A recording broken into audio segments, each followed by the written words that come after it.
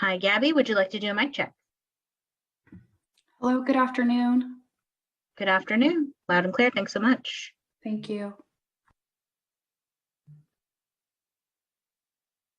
And just a friendly reminder that we are now live on the internet.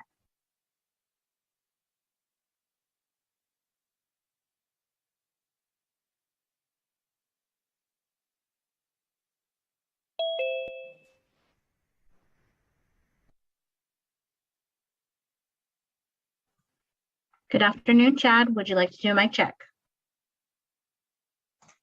Good afternoon. Good afternoon. Thank you so much. Thanks.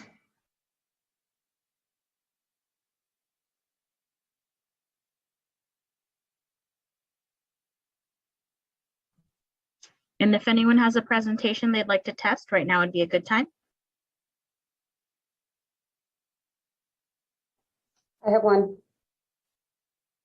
All right, go for it, Michelle.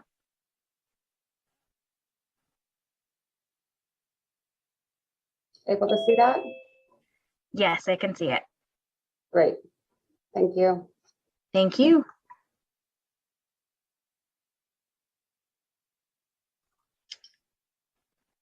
Good afternoon, Brian. Would you like to do a mic check? Good afternoon. Can you hear me okay? Yes, I can. Thank you. Thanks. Participate gap analysis data transparency.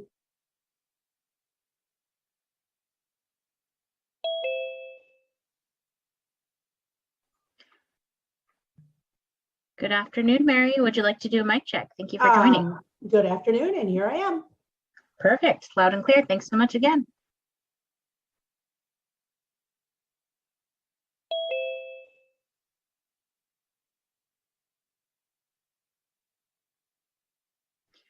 Good afternoon, Chairperson Chavez. Would you like to do a mic check? Thank you so much. Loud and clear. Thank you so much. Thank you. And Nancy will be our clerk for today. Great. Thank you. Hey, Nancy. Yes, hi. We are about 3 minutes before starting time, and we are not close to quorum, so I'll keep tabs and keep you posted along the way. Thanks, Nancy. I'll be right back then. Hi, Christina. Would you like to do a mic check? Hi, Cynthia. This is Javier. Hi, Javier. I can hear you loud and clear. Thank you. Thank you. Perfect. And Hi, Christina. this is Christina. Thank you. Perfect. Thank you. And if anyone has a presentation right now, would be a great time to share.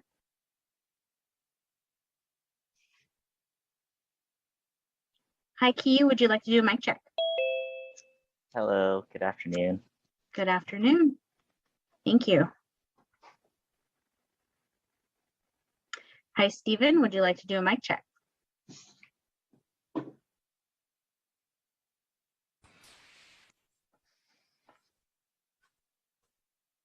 You want to try that one more time? It doesn't look like I heard your audio. I'm sorry. No Stephen worries. Manley? Stephen, we can hear you loud and clear. Thank you again.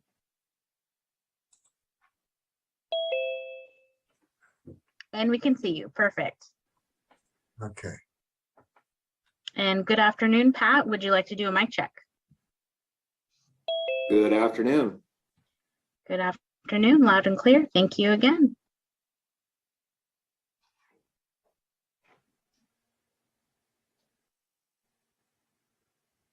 And just a friendly reminder, we are now live on the internet.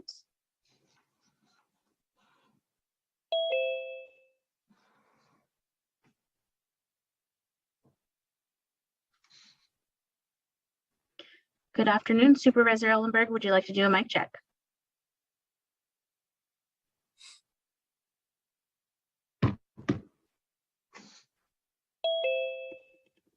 Afternoon, folks. Good afternoon. We can hear you loud and clear.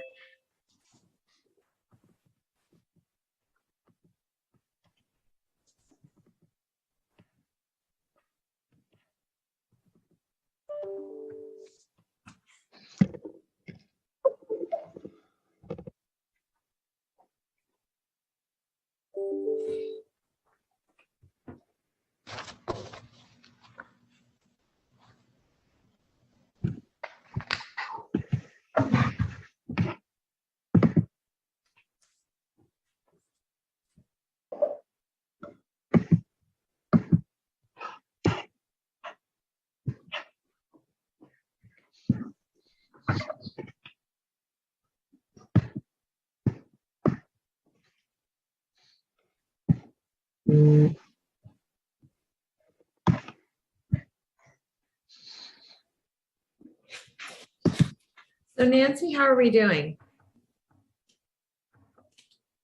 Well, they all kind of came in at once. So I'm still trying to make my way to the list. And of course, as they come in, the names shift around. So I'm not Right. keeping up as good as I should. All right. Well, I'll look too.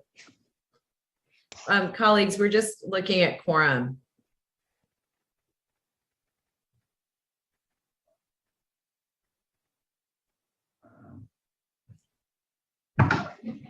Give everybody perhaps 30 seconds more.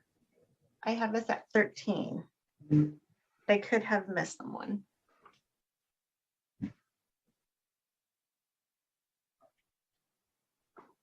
You know what we can do is why don't we go ahead and call the meeting to order, take our first roll, and then we'll move on through the agenda until we need to come back to consent if we need to. Okay. Great. So I will call the meeting of our reentry network. Recording stopped. Recording in progress. Thank you. I will now call our meeting to order, our reentry network meeting for June the 8th. And I will ask our clerk Nancy to call the roll. Member Lori Smith. Present. Member Lori Smith. Present. Member Kenneth Bender. Member Tomalinas. Member Zahner. Here. Thank you. Member Jeff Smith. Member Key Lee. Here. Thank you. Member Garnett. Here. Member Cody. Member McClinton Brown. Member Esparza. Absent. Member O'Neill. Good afternoon, I'm here. Thank you. Member Silver. Member Rosen. Member Rosen. Member Angel. Member Nikolai. Here. Member Menakachi. Here. Thank you. Member Shing. Member Terrell. Here. Member Mills.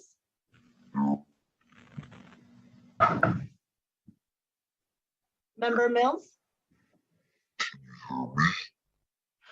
I do hear you. Your voice is coming in. It sounds, Darth Vader-y. yes.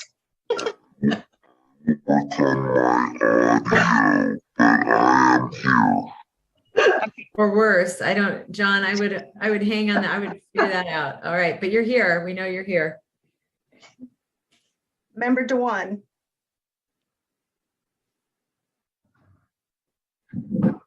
Member Bonduras. Present. Thank you. Member Gaxiola. Present, alive and well. Great, thank you. Member Fisk. Thank you. Member Reagan. Here, thank you. Member Marquez. Here. Member Halcon. I'm Thank you. Member O'Brien. Member Amador LeBeau. Member Trinidad. Member Williams. Is that Williams? Yes, Tony Williams. Yes, here. Thank you. Member Christina Yee. Present. Member Clifford. I'm here. Member Manley. Present. Member Hernandez. Present. Yeah. Member Day. Present. Member Perumata. Member Crocker Cook, Present. Member Mukayama, Present. Member Vujani, Present. Member Brahim, Member Mata, Member Joseph, Member Miranda,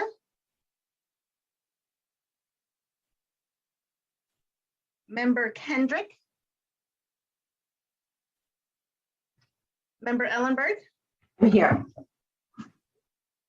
and Chairperson Chavez. Here. We have a quorum. Thank you. Thanks all very much. We're now going to move on to public comment, and this is an opportunity for any member of the public to speak to an item that is not on the agenda, but within the purview of this committee. I see no hands raised. I'll come back to the board and now move to item 3. This is our consent calendar. Item 8 is to accept the Board of Supervisors finding about continued remote meetings. Item 9 is our minutes from the last meeting, and item 10 is the Reentry Resource Center statistics. May I get a motion for the consent calendar? So moved. I have a motion from Supervisor Ellenberg, a second from Second, Judge Judge Manley. Thank you. We have a motion and a second, and Nancy, you get to do it all again. Okay, Member Lori Smith, Aye. Member Zahner, Aye. Member Lee, Aye. Member Garnett, Yes. thank you. Member O'Neill, Aye. Member Nicolai, Aye. Member Minicachi, Yes. Member Terrell, Yes. Member Mills, Yes. Member Bonduras, Yes. Member Fisk. Member Fisk, is that a yes? Yes. Thank you. Member Marquez, Member Yee. Oh, my apologies, Member Williams, Yes. Member Clifford, Yes. Member Manley, yes, Member Hernandez, Yes, although I'd like to abstain from item 9 as I was not here at the last meeting. noted, thank you. Member Day, Yes. Member Crocker Cook, Yes. Member Virginie, Yes. Member Ellenberg, Yes. and Vice Chairperson Chavez. Yes. Thank you. Great. All right, colleagues, we have a few very, I would say, meaty items that are coming before us based on feedback that we've received from all of you.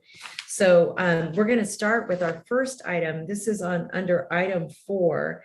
And this is to receive a report from the Santa Clara Valley Health and Hospital System relating to the jail diversion and system improvements for individuals with autism spectrum disorder, trauma, brain injury, and fetal alcohol spectrum disorders. And you may recall that this has been an ongoing body of work from this group. And so Michelle De La Calle is going to give us a presentation, and then we'll dive into feedback and questions. Michelle, you ready? All right.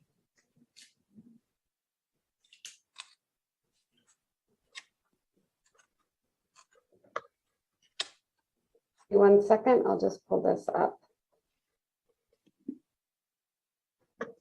All right, so thank you. Good afternoon, Supervisors Chavez, Ellenberg, and the members of the committee. I appreciate the opportunity to provide this update, give a written report, which, as the presentation is limited to key updates on the Special Population Initiative for Executive Function Disorder. Just as a reminder, this is a true collaboration of expertise across our health system with a focus on a variety of diagnoses and disorders that affect executive functioning. These disorders increase vulnerability and risk for negative outcomes across an individual's lifespan. Our efforts and work are focused on finding the best care pathways to serve and support the most at risk so they may achieve their optimum health and improve the care delivery across the system. So the executive functions of the brain are represented below, and to refresh all of our memories, these are key functions that allow for planning, organization, effective goal setting, and impulse control. With disorders in these functions, an individual is at risk of ineffective behaviors that do not respond to standard methods. They can alienate us from others, including families, communities, and can even land us in the justice system. The individual with executive function disorder will have individualized behaviors that need an individualized response. When these behaviors include aggression or are complicated with other behavioral health conditions or substance use, the best available treatment includes behavior modification. This treatment is complicated by the very nature of the disorder. Our approach is three-pronged. We have a gap analysis looking at data transparency, assessments, and planning. We're going to be doing education for all team members and into the community. And we're going to be working on cognitive support plans and implementation through the pilot.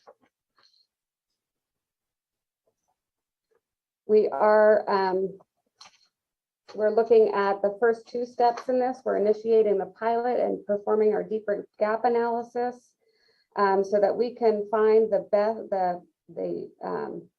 best way to look at the opportunity and develop a system of support and determine the right system to scope and scale up for the broader population in the next phase.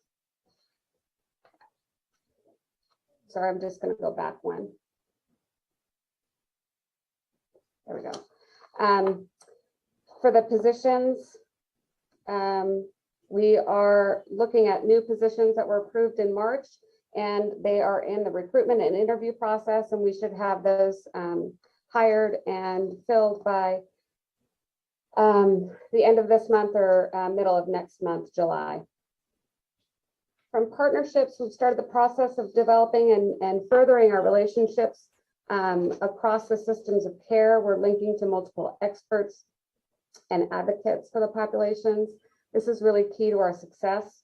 In addition to our current outreach and work, we will be making additional connections to key services and stakeholders, including housing, families, community-based, and school-linked partners, as well as those with lived experience. Our data-driven analysis has been focused on current patient populations, connection to service, gaps in diagnostics, and we're looking at additional gaps in transparency for those who've been previously diagnosed and making sure that we have visual ability to see their plans and diagnostics. This is our review of the population. So our initial pilot population, we're refining that as we work towards the identification of the most vulnerable, most at risk. We know that if we can make a positive impact on those individuals, others that are less vulnerable or less at risk will also benefit from our work. From these 21,000 folks that touched custody health services in 2021, we've determined that over 3,500 of them have a diagnosis or behaviors or screenings that are that we've refined and narrowed to identify that vulnerable population. So we've got those 3,800 folks there. From there, we applied our further stratified using high utilization of multiple systems criteria, or HUMS, and that led us with 156 individuals with very high utilization, and that is about 10, an example would be about 10 emergency visits in a year. And then 432 of those individuals also are of high utilization and no primary care visits. So they're not connected to preventative or primary care. The pilot will also include a referral process. We know that we need to allow those advocating for the population to refer into this. Executive function disorder is unique, and there's no clear identification that we have right now. So we need that support of our partners to do that referral in. I'm going to leave it there and just make a couple comments, and then we'll be available for questions. We know this work is going to be challenging, and our hope is with time and thoughtful intervention, advocacy, and the committed teams that are represented here on this committee, as well as in the community broadly, will help us develop the pathways and individualized plans to improve the health of some of the most vulnerable populations in our community. And by doing so, we hope to improve the pathways for all and improve all of our health. Several of our team are on the call today and on the panel if we're open for questions at this time.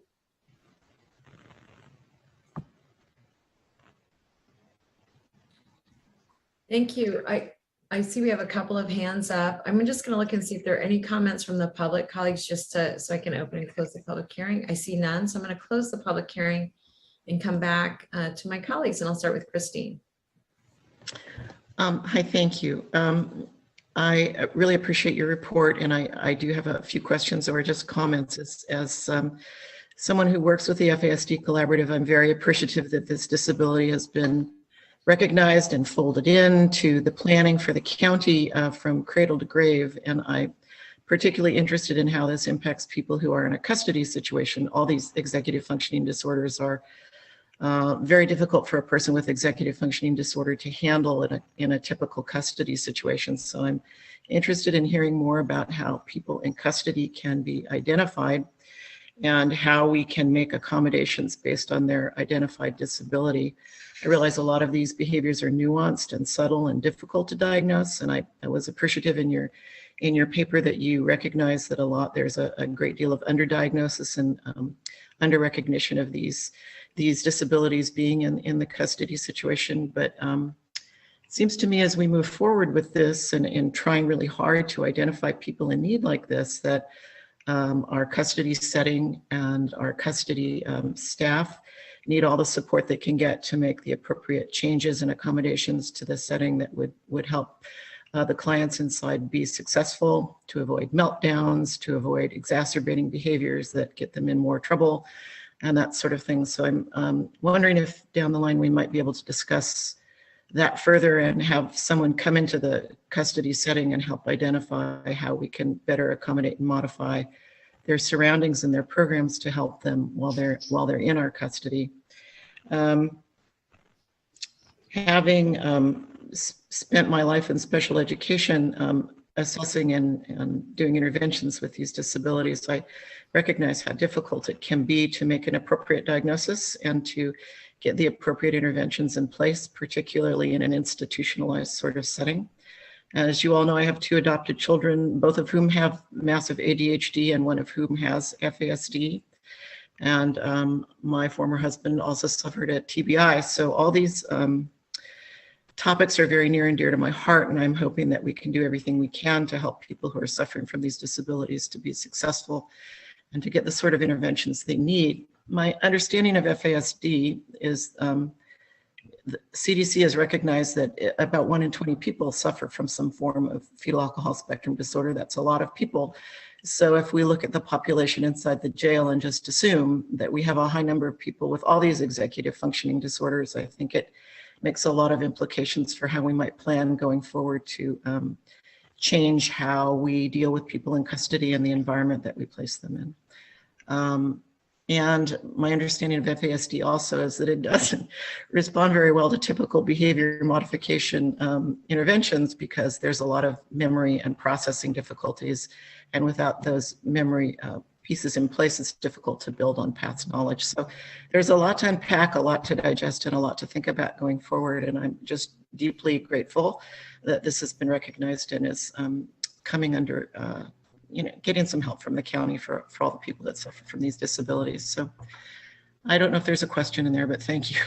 Well, I think, Christine, first of all, thank you for the background and thank you for your leadership on even getting us to look at all these issues. So thank you for that. But I think the initial question you asked was, how do we identify folks who are in custody and then what? It was the question. Is that accurate, Christine? Yeah, I mean, it's, if you had a person come into custody in a wheelchair, for example, you wouldn't say, well, you're in custody now and you have to learn how to navigate the stairs. So in similar fashion, recognizing these disabilities, which are not apparent and are often invisible, how can we move forward in identifying them and helping to make the appropriate interventions and accommodations that for the people in our custody? So I think that's one of the challenges that we are looking to face and uncover some, again, I kind of talk about pathways, developing these pathways so that they start to build that ability to be seen. So we don't have a clear, like we don't have a unique identifier at this point, and because there's a broad range of where diagnostics may take place, we may not even have visibility to that. So working in partnership with, I see Dr. Day came off camera, and I know Dr. Trow is on the line, and Dr. No, and several of the partners, we're really trying to find out what are those markers, how can we better identify and increase the visibility of those interventions that do work for that individual. Again, to your point, Christine, is that there's a challenge in knowing how to help individuals because there's no visible way to do that. So how do we increase that transparency? And those are the pathways that we're hoping to develop through this work. Thank you. And I just know that the people that are asked to deal the most with the folks in custody are, of course, the custody staff, the correctional officers, the mental health staff inside, the medical staff, et cetera. And I think the more support and training we can give them to help understand these behaviors and not be frustrated by them is going to help everybody. So I just appreciate you hearing me out. Thanks. Thank you, Christine. I'm going to go to Dr. Day. Sure. And Christine, thank you for that. And you're absolutely right. And we do have, actually, we screen for developmental disabilities, TBI, fetal alcohol, and other developmental disabilities in booking. Actually, we also have a process in place where under the consent decree for patients that are coming in with a developmental disability that is recognized through our screening and or through any other previous diagnoses and or supplemental information that they are referred for additional testing. And so they do get a referral to our psychology department, and we do testing and also develop a cognitive support plan that's in place with the patients, and they're all individualized based on the patient's presentation and the needs that they have. This is a multidisciplinary cognitive support plan that does include custody, and everyone on that plan has either different deliverables of what they need to do for that patient to accommodate for the disability that they're presenting with. The training that we offer is across the board, and the Custody Bureau are also trained, and they're also involved in the meetings that we have on these patients. The training we had to present to our monitors for ADA, Sarah Norman, who is a monitor for the disabilities.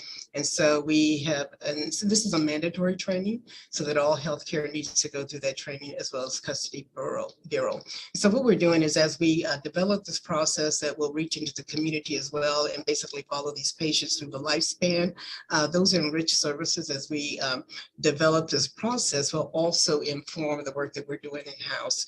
And so, and what we're doing as we identify these patients, we will crosswalk those patients with patients if they are on that list that we Michelle has talked about. If they're still in-house here, then that will, basically will assure that they're getting their services, and that we'll utilize some of the resources that we're developing in-house too to bridge their release back into the community.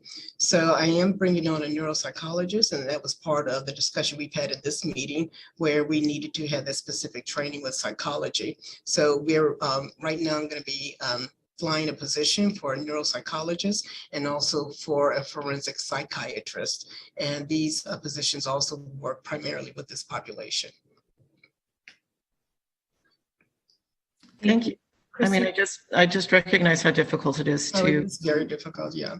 It's, to identify a lot of these really nuanced behaviors. And as we know, self-identification is a really poor thing to expect people coming into booking. So nobody's going to come in and say, I have FASD, it's not going to happen. So the more we can develop ways to help identify these people, the better. And I really appreciate it. And we recognize that the patients are, they're poor historians, and a lot of the times they can't advocate for their own best interests. So this would also help because, part of this process that we're developing will pull that, historical data, that supplemental information that will inform the entire lifespan. And so that will be available to the custody health as well.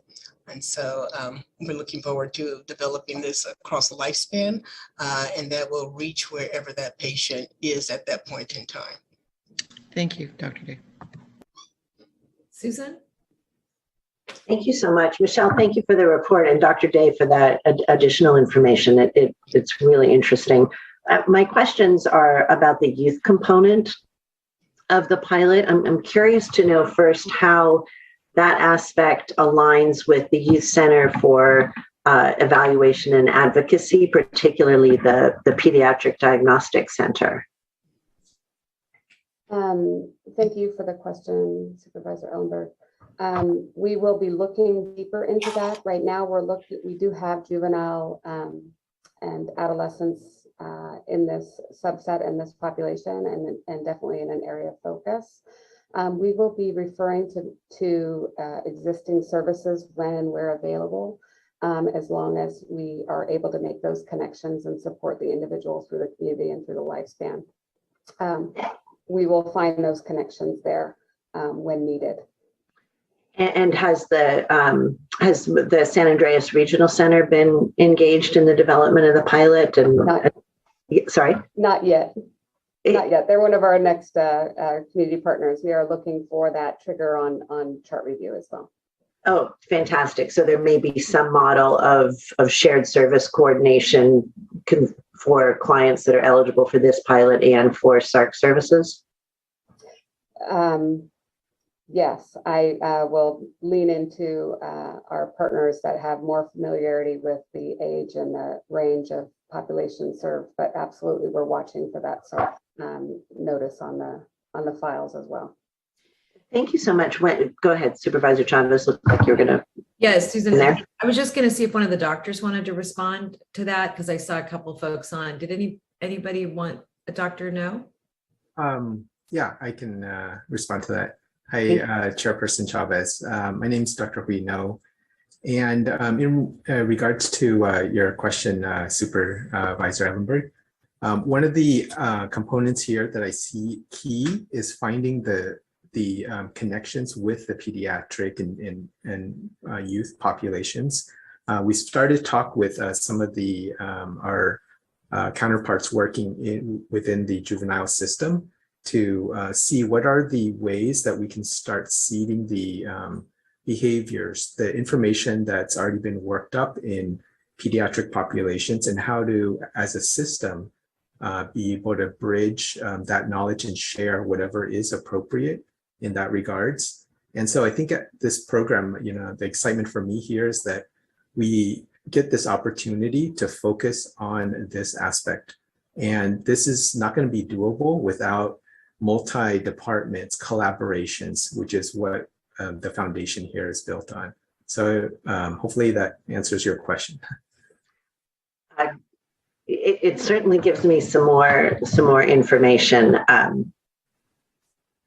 Yeah, that's all I have for now. I'm still thinking a lot of this through, but thank you very much. Thank you. I almost said Dr. Manley, Judge Manley, sorry.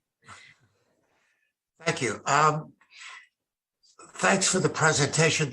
This is very important to me. I firmly believe that discharge planning should start when one is booked into jail.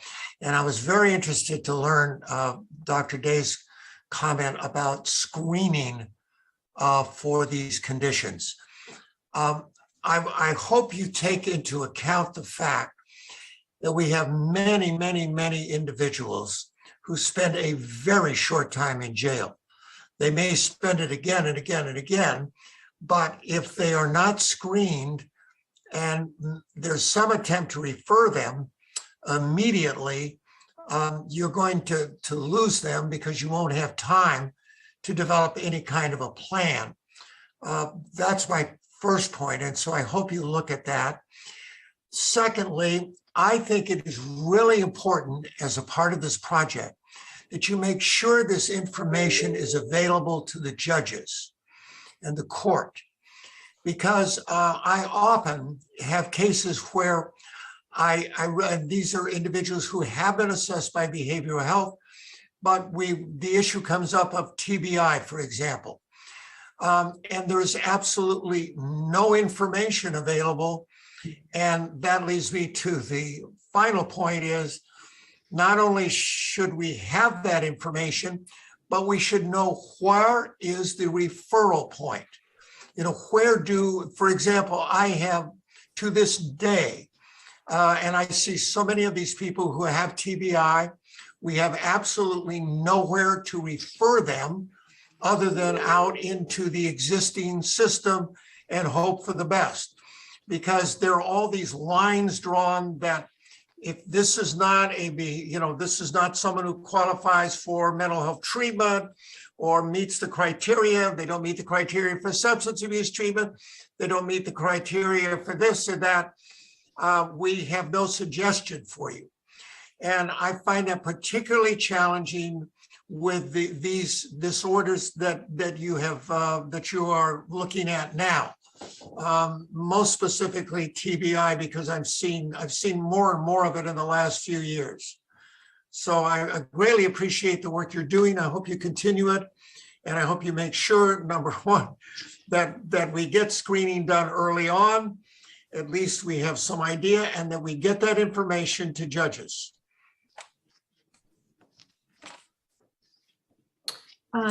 Erica, I saw your camera come on. Dr. Day, did you want to respond to that? And as we continue this, and part of that is the resource and the resource compaction in the community, and this model will hopefully help identify those. We are looking at community workers as well to bridge and get to the resources. And so this entire spectrum of that we're looking at will be able to identify some of those gaps. And as Michelle mentioned in the presentation, the gap analysis. And so what are those resource gaps in the community? And part of that is, going to have to bridge what those resources are. And so I think as we identify where the gaps are and identify what the resource needs are, we're going to have to wrap around that.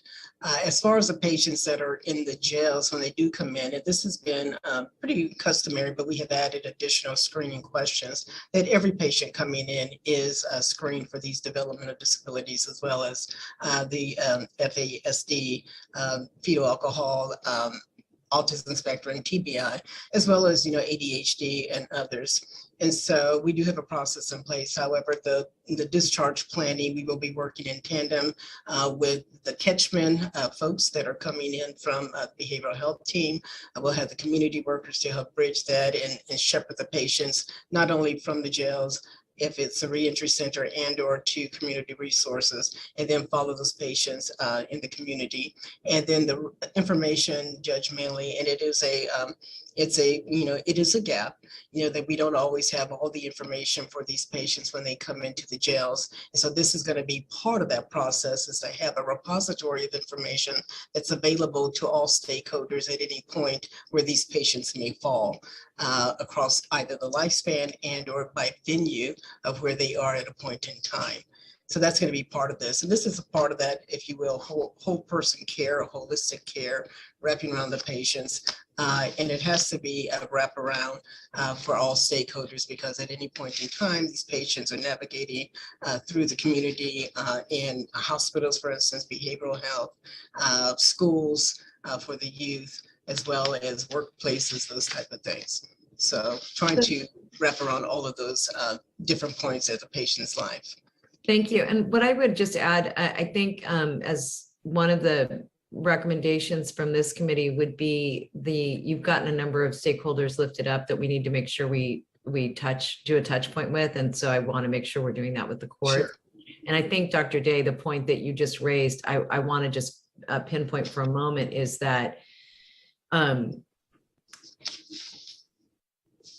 as you were talking through that group, the one other thing I'm hoping is that when people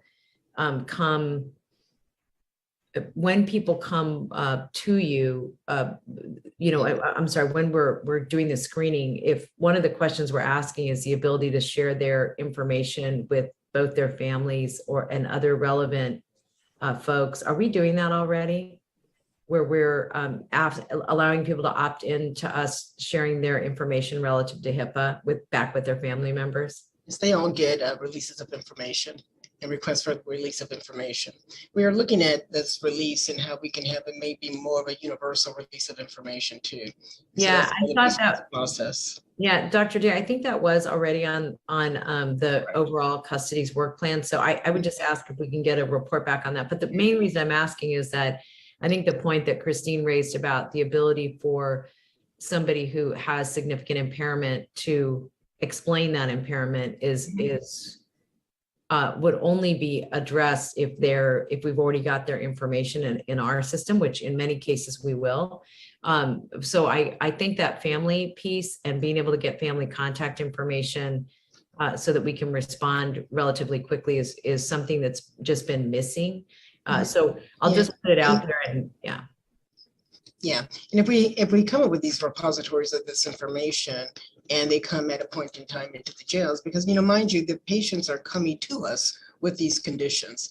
And so there needs to be on the front end and on the back end, these resource supports and how these patients need to be identified either early on in their disease course with these traumatic brain injuries, which, a lot of times are medical conditions.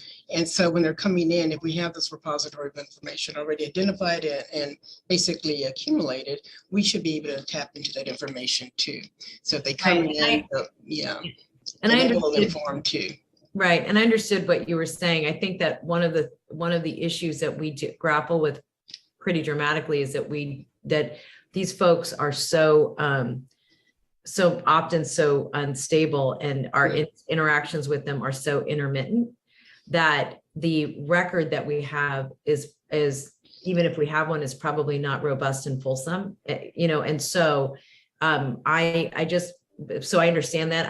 I'm what I'm really emphasizing is how do we get all the puzzle pieces together? And so I would like, and maybe we'll just request this too, to better understand that the form and the process so that we are being really aggressive as it relates to the family side. I think we need to be doing that anyway, because I think we have, not in all cases, but in some cases we have families that are really trying to support their family member through their mental illness or their, so thank you for that.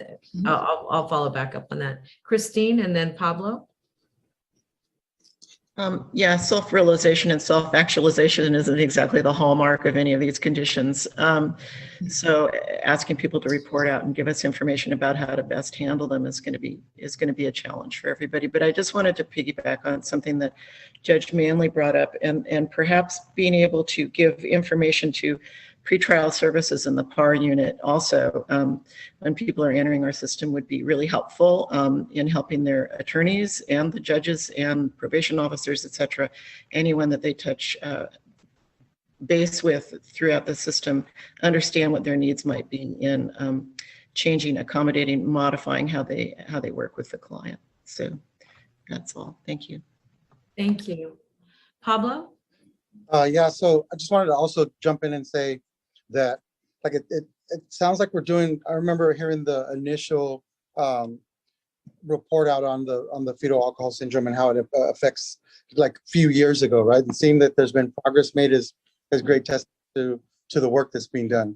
So now that we're stepping into a space where we're looking at rolling out new services and making the connection for folks, I feel like I heard Judge Manley say, and it's something that we deal with, where I work, is that sometimes we get so caught up in our lanes where we're like, the lanes go out this way according to the funding, and everybody has to stay in their lane based upon who, like the role that they serve. So when we're talking about stakeholders, it would behoove us to like Christine was just saying, that she has information that she could share in that capacity that maybe a person that can't advocate for themselves or has a harder time being able to articulate it in a way that can be understood. is if as we're building out these new models, is to really take a look at, and this is a visual thing, is like as we're looking at the lanes that go this way, that we figure out how to use those, whether they're lived experience people or individuals that are that have a knowledge of navigating, and we use those folks to go this way across. Because there's points in that the system that we currently have doesn't allow us to intersect in, and which is ROIs and all of those things are areas where we can improve. But if we really take a look at the best way to do stuff is those individuals that know how those processes work and the loopholes in which they could work together is a key place to focus some time or energy, and putting people in place and empowering them to be okay to say that, like, okay, you can't get into mental health if you go this way, but if you go this way, there's tons of stuff of ways we do that. We just get caught up in the lanes that we stay in. So just considering a different way of doing it. Mm-hmm. Thank you, Pablo. Wes? Yes, I like to shout out for spirituality. I think in the initial interview, spirituality questions or assessments are not done very well. And I've just come off of a workshop this morning on spirituality assessments. Behavioral health needs to incorporate the chaplains or collaborate, and this committee has not recognized the spirituality aspect in the interviews, because there's meaning. There's a need for meaning when people come in. And I've also heard that a statistic that those people who are hospitalized, not just for mental health, but for any other illness, mental health and spirituality are always part of it. And we have to really take a look at those aspects. And spirituality is often overlooked. So I would like to emphasize that be looked on in the initial interview. Thank you. Thanks, Wes. Thank you for always bringing that perspective. That's a real part of people's lives that we sometimes ignore. So thank you. Michelle and Erica and all, and thank you for the others who've joined us. I hope, so one, I'm just gonna ask that you take the input that was given and that we have work with Maya and on my team for a report back. I think we're gonna wanna do this quarterly in part. I think the point that Supervisor Ellenberg raised about the integration into all the other assessments that we're doing is pretty important. And the other is back to the point that Dr. Day raised about being able to follow people through the process, so that, you know, I think it's going to help us understand whether or not the early interventions that we have through the diagnostic programs especially as it relates to youth, as Supervisor Ellenberg lifted up, will help us understand whether or not we are in fact diverting and helping, you know, folks. And so I think that's very real, and Judge Manley will make sure everybody follows up with you. All right. So with that, we're going to move to our next item. There's no formal action needed there. And this is item 5. And Javier Aguirre is going to give us a presentation on the Mission Street Recovery Station. And so I will turn it over to him. Thank you, Chairperson Chavez. I'm going to be sharing my screen. I believe you guys have it on your screen here. Just make sure. Nope. Yep. Yes. Okay, perfect. So I want to just remind folks, again, Javier Aguirre with Office of Reentry Services. Just a quick summation about the background and the purpose of the Reentry Resource Center. So coming up in October of later this year, we will be celebrating 5 years that the Mission Street Recovery Station opened as the Sobering Center. And that was approved as part of the whole person care application back in July of 2017. The Mission Street Recovery Station has been operated by Horizon Services since the opening, and we opened with 5 recliners, and we started with 3 law enforcement agencies and expanded to offer the recovery station to all law enforcement agencies. Also included was probation, parole, and pretrial. And then in 2018, the program expanded to 20 recliners, and we added the mental health drug triage component in March 2020. It is currently at this current fiscal year, the cost is 1.6 million. And currently we are at the 10 recliners, hoping to expand to 20 recliners again.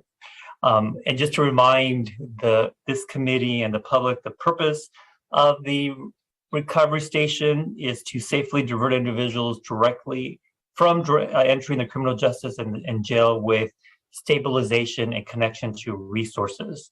The average length of stay is now about a little bit over 13 hours. An individual can stay up to 23 hours and 59 minutes. We consider this as an alternative to incarceration, as law enforcement agencies are using the recovery station in lieu of placing someone in jail. And then in addition, the emergency departments are also using it to divert folks from staying there longer at the hospitals. Next slide here. In terms of the, yes. It's on the slide presentation, but on the, not, like I can see your slides in the left-hand column. So I don't know if that's I have a printed version, but for some that may be a bit of an eye chart. They're not advancing the slides. Okay, let me do this again here. I think I know what happened here.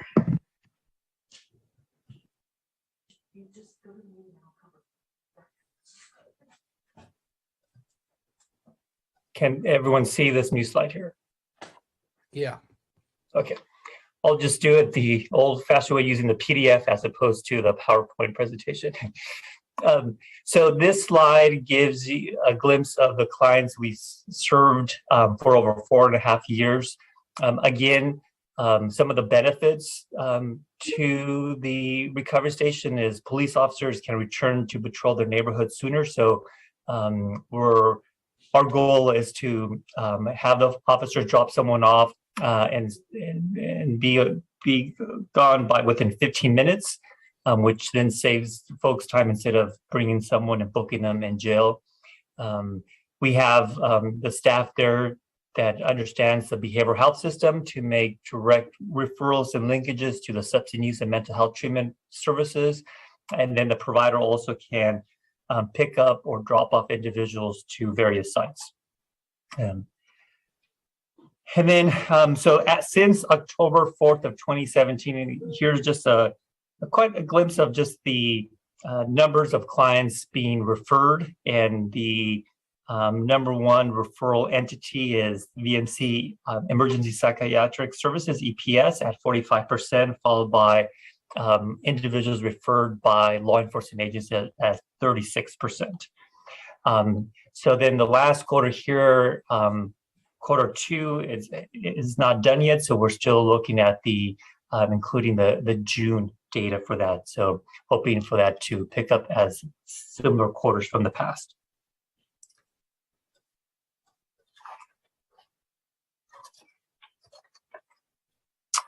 And then the clients accessing the services. So can you see the slide here? Yes. Okay. The average length of stay, as I mentioned, between January and May of this year, it has increased from 13.04 to 13.22, which just demonstrates the need for the client to stabilize within that 24-hour period. Then, as requested from the last update to this committee back in, I believe it was December, we were tasked to look at what services did some of our clients access in terms of the behavioral health side. So we looked at 471 unique individuals that were referred and stayed at the Mission Street Recovery Station from October 2021 through March 2022. Of those, almost 70% had prior behavioral health services. So they were admitted prior to, in some modality, prior to visiting the recovery station. And then of those 471, we looked at how many individuals got referred and enrolled in a behavioral health services within 30 days of their discharge, and we were able to identify 152 individuals. And those 152, 129 were referred and admitted to mental health services, and then 29 were referred and admitted to substance use treatment. And overall, when we looked, excuse me, at the discharge outcomes of those individuals, it was about 67%. In the ledge file, you do notice that, excuse me, there were some that had zero successful discharge, meaning that they were admitted, but they weren't successfully discharged to another behavioral health modality, or they left before their treatment program ended. And so moving forward, in collaboration with the County Executive's Office of Behavioral Health and the partners that oversee the recovery station, we're going to be initiating an assessment of the Mission Street Recovery Station. And here are some of the focus areas we'll be looking at. And most importantly, looking at the program participants' needs and how are those needs being met while they stay and then out in the community. And if we need any programmatic changes, and if what those are, and if we do implement those, how will that impact the referring partners? And then, of course, we want to make sure that any improvements, we also keep in mind on the financial sustainability of this program. So with that, I'm open for questions and comments, and I have some of my colleagues on the committee to also answer your questions. Thank you. I'm going to first go to the public. I see no hands raised, so I'm going to close the public hearing, and I'm going to come back to my colleagues. And then may I ask you, oh, good, lower the screen just so I can see everyone. Wes, I'll start with you. Okay, as an original member of the reentry committee way back 10 years ago, as a chaplain, I recall many incidences where I wanted people to get housing when they got out. They're being, and it's very difficult to get those things. And I'm wondering why, and I know there are complications about this, but when the new jail was first proposed, they were talking about a 90-day discharge. People getting understanding of what it would take to be discharged in the community, and they would bring people from the outside in, but they would have to be, of course, fingerprinted and everything. But I can't understand why we can't do that, or one is to require mental health staff to mandate them to talk about the reentry center. You know, there was talk about putting steps all the way from, painting steps all the way from the jail to the mission. But that never came about, never worked. People just don't go there. So there has to be some kind of connection. I've been on a hospital to home, and the best way to get people to continue services on the outpatient was to have them come into the hospital before their discharge. The same thing I think should be applicable to those people who are identified as being discharged maybe within a month or two. I have somebody who's going to be discharged perhaps in a month. Then I gave him a name, Alex Senegal, to go, because Alex Senegal he spoke at our spirituality conference today. And they are the people that could meet them, or they could be referred to by mental health and connected with them in some way, that here's the guy I want you to go see. That would break down the recidivism rate, I would say, immensely. But nobody is talking about that. And if there's some collaboration between spirituality in there, because that's how the Mission Center started, with faith-based. Tony Williams and other people started that. I think we would have much better success. I'd like to see if they could come in, or there should be some connection to the Mission Valley in some way where the mental health person is mandated to connect somebody with them. So Wes, if the individual is at the recovery station and after they've been stabilized, the Mission Street staff will encourage and offer them all the different resources. And one of those resources is accessing the reentry center. If the reentry, if they're here and it's to the reentry center from the jail to. Oh, yeah. So custody health can also make a referral from a client leaving the jail to the recovery station. Well, I like to say mandated that they do that. Yeah, well, we can. Doesn't happen. Yeah. It doesn't happen. Again, the recovery station is a voluntary program. Yeah, I know. It's not a mandated program. So I've never seen, if looking at the research of all the sobering centers in the state of California. I'm also saying mandated just to inform them. Okay, got it.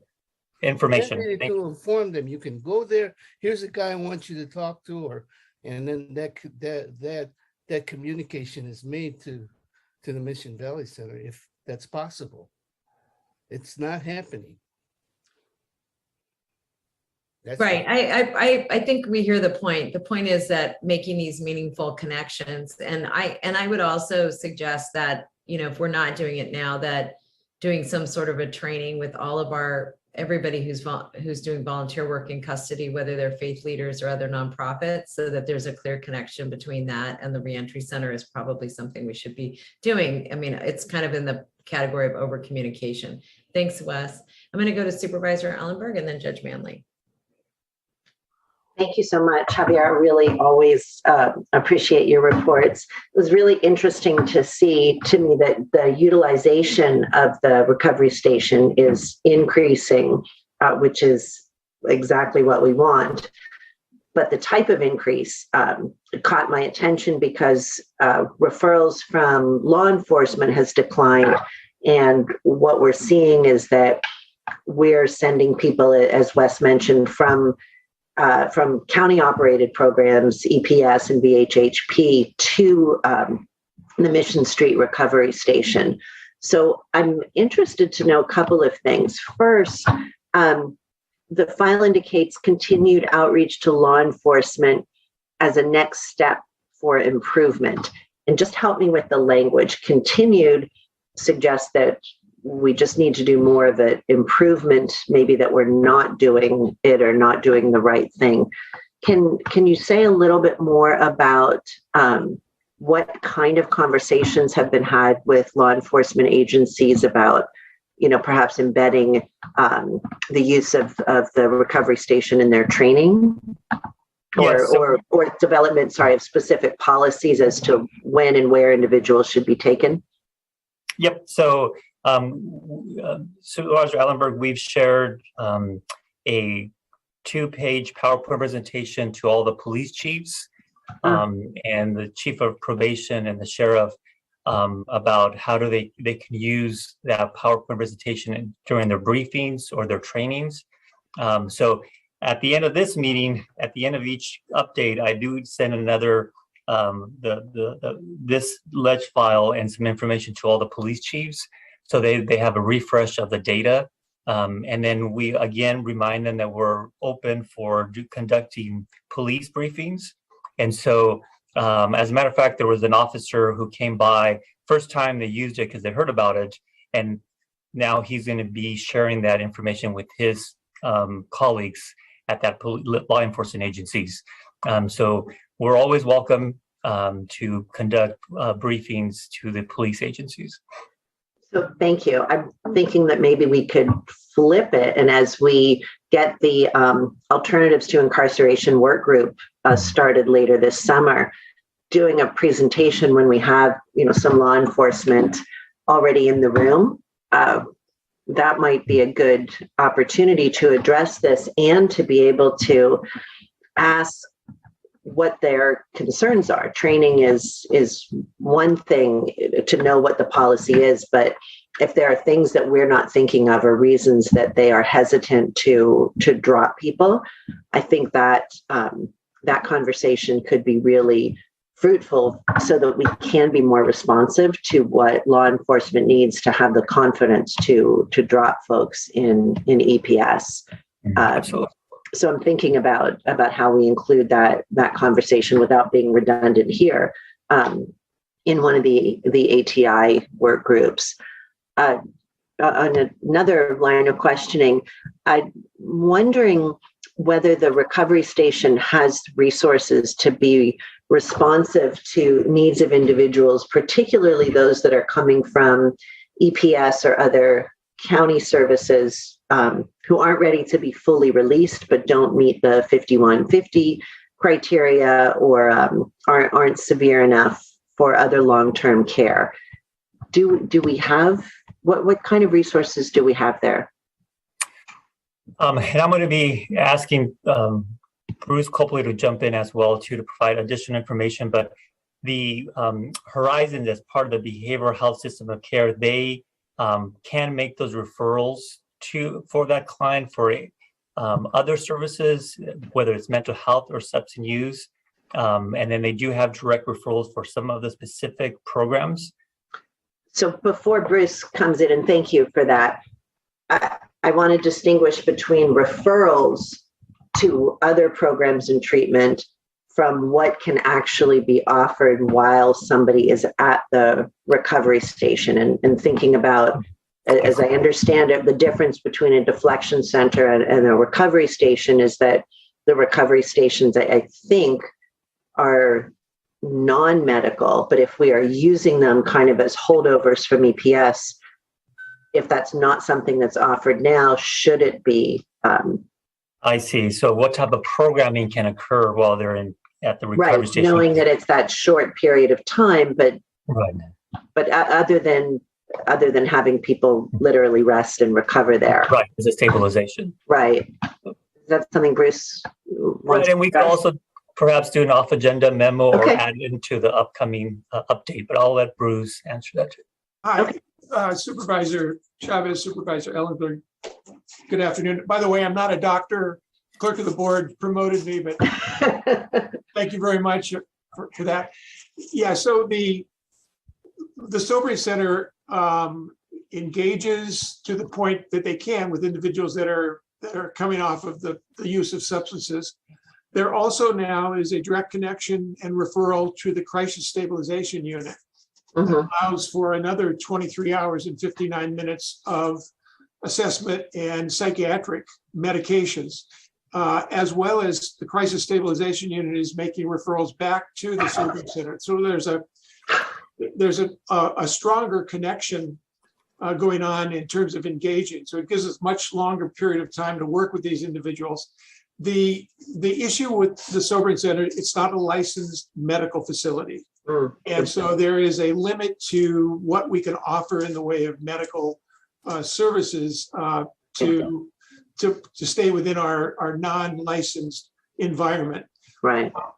So also our crisis stabilization unit out in the field has made a number of referrals. So there's a broader reach going on in terms of the system being able to realize that the Sobering Center is a place that people can be engaged, can begin to work with them, and where they're open to a referral to additional resources. I also wanted to remind with what Wes said, the reentry center, where individuals are coming into the reentry center, there are a number that are walked over to the Sobering Center from the reentry center as they come in and they present with under the influence. So there is that connection going on as well with the services west that we have at the reentry center. Okay, thank you so much. I'm not going to ask for an off agenda now, but I'll continue to learn about this, and we'll be interested in bringing this to the ATI work group with law enforcement in the room and see if we can move this forward. Thank you. Thank you both very much. Thank you. Thank you. Judge Manley? Thank you. I just wanted to underline the concern I have always had and continue to have, and that is the connection between the individual when they are at, and now they've reached the limit that they can stay at the center, and they're being referred to treatment. I have, I know the numbers are not large, but what I'm going to suggest, and it's a suggestion, I serve on a council, and we heard, to me, a very interesting presentation from Sacramento, where they have a similar program. They actually take the individual from their triage center and directly take them to treatment. So in other words, that is one of the built-in costs of the program and services offered. And they are having, according to the report presented to us, great success with that. Secondly, in response, somewhat to Supervisor Ellenberg's statements, when you move someone from the hospital, EPS, to a 23-hour facility, it just seems to me all you're doing is just moving the person from one place to the next and then back to the hospital, all because no one will ever find that the criteria for 5150 have been met to move on to 5250 and hold for 14 days or whatever. And the hospitals, I think one of the reasons I would suggest, Supervisor Ellenberg, that we're seeing more people at the station is because the hospitals under state law must refer homeless people somewhere. And it is a convenient place to refer people. The Sacramento program, I think, is really making a difference.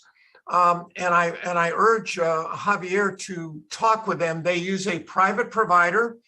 And one of the interesting things to me is that they do not permit the hospitals to refer. The only referrals they will accept are from law enforcement. Their beds are always full. And another reason that is very, to me, makes sense to me that it's a success is because the city of Sacramento, which is their largest law enforcement agency, pays part of the cost of the center. So they are partnering with the county. And I think that would make a great deal of difference if we could move towards trying to have a partnership financially with the city of San Jose so that they would have a stake in this process to make it more meaningful for their law enforcement agency, the City of San Jose Police Department, to refer people directly to this program.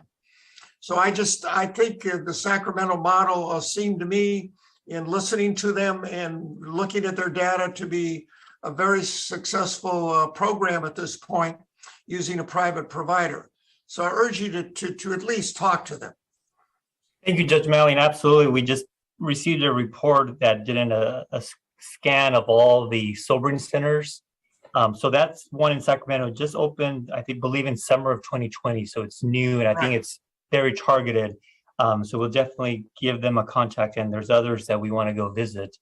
Keep in mind that our recovery station started for those that were publicly intoxicated, and then it expanded with mental health and drug triage. But certainly always good to look at best practices. Thank you. Rose? Yes. How many law enforcement agencies are involved, and which ones are they?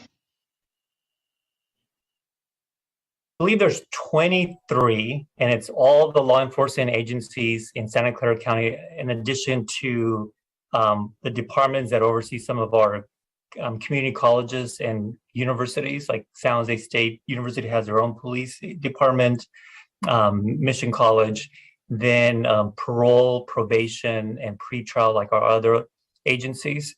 But it's all and CHP has also been dropping off individuals at the recovery station. Thank you. What about VTA? Are they still involved, or do they still? Yeah, so VTA is part of the sheriff. So the sheriff patrol also uses a recovery station. Thank you. Thank you all for your comments. I will just chime in here and make a couple of observations. One is that colleagues that I want to go back a little bit to the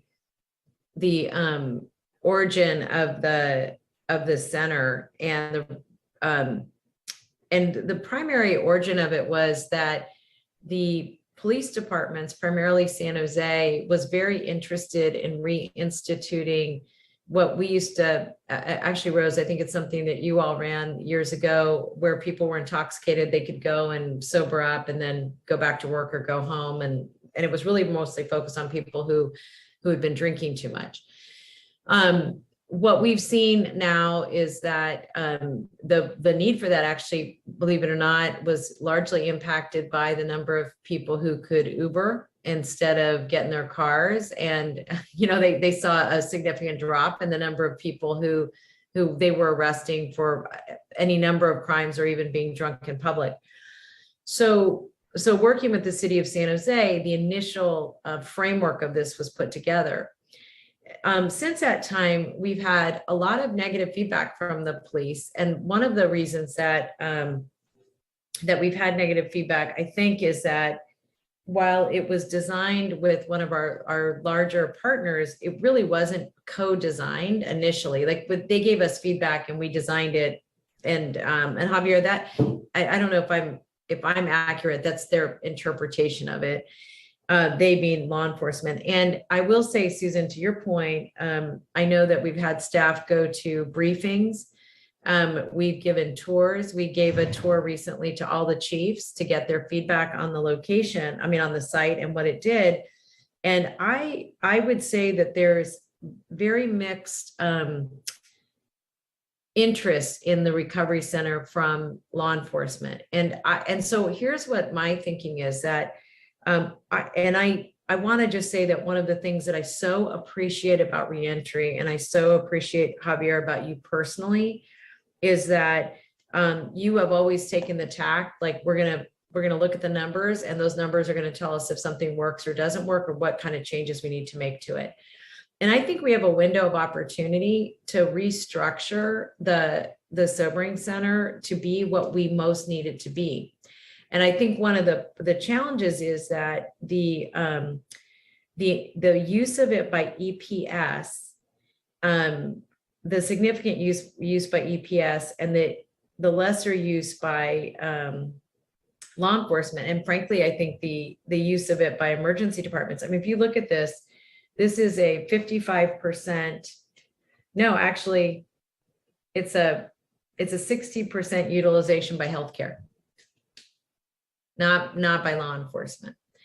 And so what I think we need to figure out is go back to the drawing board and say, what is the problem that we are trying to solve? And then what does the design look like based on that problem? And so I think there are multiple partners that need to be around the table. I think one, we should talk to healthcare, because I think, to go back to the point, Judge Manley, that you raised, is that if we're a way station, because essentially the way I think about the recovery center is that it's a way station in the middle of a whole bunch of different moving targets, where we have people who don't neatly fit into one place and they get timed out of another place. And so we place them somewhere while we are trying to access a service. So my guess is that if we targeted enough clients, we would see them on a rotation from EPS to us to the other center that's on the east side. I forgot what it's called. But it's also got a limited amount of time that people can spend in it, and then rotate it around until we can find a place for them, because the law doesn't allow us to have people stay in a location very long because they're not the way they're licensed. And I don't know. Anyway, so what I have multiple requests about this. One is that I want to reinforce the point that Susan raised about getting lots of input from lots of folks about its purpose. What are we trying to do with the center? What we initially wanted to do with the center is create a diversion so that people who needed to get stabilized, we could stabilize them and then get them connected to services. And from looking at these numbers, it looks like, I don't know how to gauge whether or not we're being successful or not. And because a whole bunch of people aren't accessing services, a whole bunch of people aren't staying, some are staying longer. And I actually think we need to be looking at the disposition of every person. Did they walk out? Did we see them again? You know, something much more detailed so that we can make a determination as to the effectiveness of what we're trying to do. Now, I think Bruce Copley will remind me that people who have drug and alcohol addictions, the recovery, the number of people who get into recovery and when they do it takes multiple times. And that's fine, but we don't have a way of really looking at this program and saying, on average, here's one of the multiple touch points they have, but of the people who revisit us, on the third time they're here, they go into services. On the fifth time they're here, they stay in services. We just don't have a way of knowing all that. And I think to assess its value either to the medical side or to the public safety side or to the community, or all of them, we need to have a shared vision and a shared mission. Then we need to put in some shared programming. And frankly, then I think we need to have a conversation about whether or not we need to do an RFP or an RFQ that looks at the new model we're trying to use.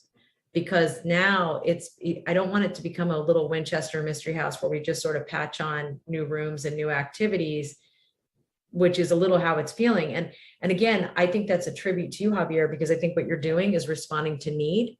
And I think that's where we are right now. But I do think we ought to take a really fresh, clean look at what we're trying to accomplish. And we should look at the rules that impede us. And I'll just say this again, colleagues, and especially to you, Susan, that, you know, one of the issues that you and I have been really focused on is getting everybody's, getting the rooms that are available and the locations and placement available on one